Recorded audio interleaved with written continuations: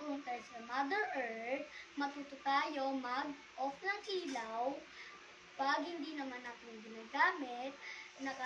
Nakatulong na tayo, nakasave pa si nanay. Tayo magtutoothbrush, matuto tayo gumamit ng baso kaysa sa gripo. Nakatulong na tayo sa Mother Earth, nakatipid pa tayo.